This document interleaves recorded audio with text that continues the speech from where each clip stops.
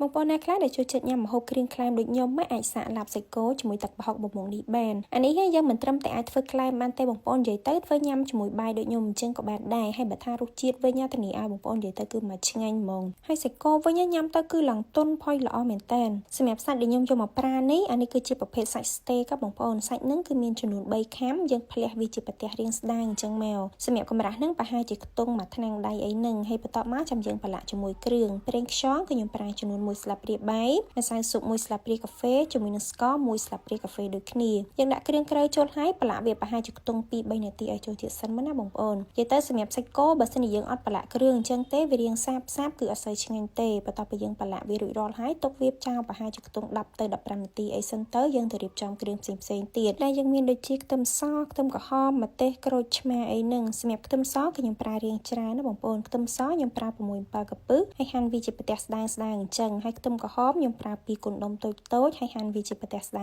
ងដូចគ្នាសម្រាប់ខ្ទឹមសខ្ទឹមក្រហមហ្នឹងបើសិនជាបងប្អូនណាដែលអត់សូវចេះទេអាចដាក់បន្តិចបន្តួចក៏បានដែរហើយសម្រាប់ជីវិញបងប្អូនអាចប្រើជីរណាដូចខ្ញុំអញ្ចឹងក៏បានឬក៏ជីអង្កាមក៏បានហើយម្ទេសបងប្អូនដាក់តិចច្រើនតាមចំណង់ចំណូលចិត្តសម្រាប់ក្រូចឆ្មាយើងត្រៀមឲ្យរាងច្រើនតិចមកហើយចុងក្រោយគេហ្នឹងគឺយើងមានជីអង្ករលីងយើងត្រៀមវាទុកឲ្យស្រេចមកចាំយើងមកដាក់ខ្ទះដើម្បីចៀនសាច់គោហ្មងសម្រាប់ការចៀននេះគឺខ្ញុំប្រើប្រេងល្ងបងប្អូនប្រេងល្ងគឺក្លិនវាឈ្ងុយមែនតើប៉ុន្តែបើសិនជាបងប្អូនអត់មានទេអាចប្រើជាប្រេងឆាធម្មតាឬក៏ប្រើជាប៊ឺក៏បានដែរហើយសាច់គោបន្ទាប់ពីយើងប៉ាក់វាទុកប្រហែលជាខ្ទង់10នាទីហើយចាំយើងយកមកចៀនសម្រាប់ការចៀនហ្នឹងគឺចៀនលឿនមែនតើបងប្អូនយើងបើកភ្លើងឲ្យរាងក្តៅខ្លាំងទៅហើយមកជ្រុងហ្នឹងគឺយើងចៀនប្រហែលជា1នាទី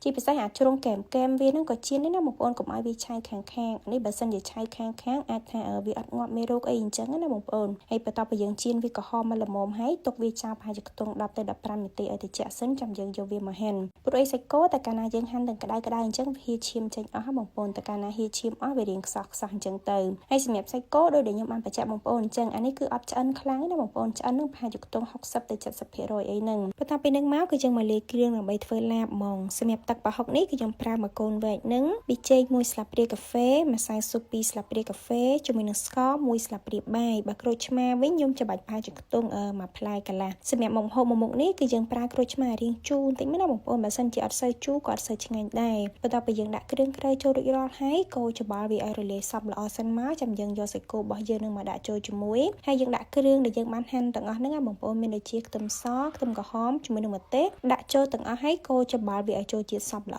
មកបន្ទាប់ពីយើងកូរច្បល់វាឃើញថាចូលជាតិមិនល្មមបងប្អូនអាចភ្លក់មើលហើយថែមថយគ្រឿងបានប៉ុន្តែសម្រាប់ខ្ញុំរសជាតិនេះគឺមិនល្មមឲ្យបងប្អូនអញ្ចឹងហើយគឺខ្ញុំអត់ចាំបាច់ថែមថយអីទៀតទេបន្ទាប់ពីនឹងមកគឺយើងដាក់អង្ករលីងសម្រាប់អង្ករលីងនេះគឺខ្ញុំដាក់ប្រហែលជាខ្ទង់2ស្លាបព្រាបាយហើយយើងរោយជីរណាមកសម្រាប់ជីនេះបើសិនជាបងប្អូនចង់ប្រើជាជីអង្កាមក៏បានដូចគ្នាហើយម្ទេសហុយនេះក៏អញ្ចឹងដែរដាក់ក៏បានអត់ក៏បានអានឹងអាស្រ័យតាមយើងចូលចិត្តហឹរឬក៏មិនចូលចិត្តអញ្ចឹងណាយើងកូរច្បល់គ្រឿងទាំងអស់ហ្នឹងឲ្យចូលជាតិសព្វល្អហើយចុងក្រោយគេបើសិនជាបងប្អូនមានខ្ទឹមលីងបន្ថែមខ្ទឹមលីងបន្តិចមកគឺកាន់តែឆ្ងាញ់បងប្អូនខ្ទឹមលីងនេះចង់រោយចូលជាមួយអញ្ចឹងក៏បានឬក៏ផ្ទាប់ញ៉ាំក្រៅក៏បានដែរតែប៉ុណ្្នឹងមកឡាបសាច់គោរបស់យើងរួចរាល់អាចយកទៅញ៉ាំបានហើយសម្រាប់ឡាបសាច់គោនេះដែរបើសិនជាបងប្អូនណាអត់មានទឹកប្រហុកទេអាចប្រើជាទឹកត្រីជំនួសក៏បានដែរគ្រាន់តែថាសម្រាប់ខ្ញុំអញ្ចឹងខ្ញុំគិតថាប្រើទឹកប្រហុកគឺវារាងឆ្ងាញ់ជាងហើយទឹកប្រហុកនេះគឺជាប្រភេទទឹកប្រហុកគេសម្រាប់បុកល្ហុងណាបងប្អូនប៉ុន្តែអានេះគឺខ្ញុំធ្វើខ្លួនឯងវាអត់សូវប្រៃទេអញ្ចឹងហើយបាទខ្ញុំដាក់រាងច្រើនប៉ុន្តែបើសិនជាបងប្អូនទិញទឹកប្រហុកគេស្រាប់អាចថាវារាងប្រៃបន្តិចអញ្ចឹងហើយបងប្អូនកុំតន់ដាក់ច្រើនយើងដាក់បន្តិចបន្តួចសិនទៅចាំយើងភ្លក់មើលបើសិនជាស្ទើចាំយើ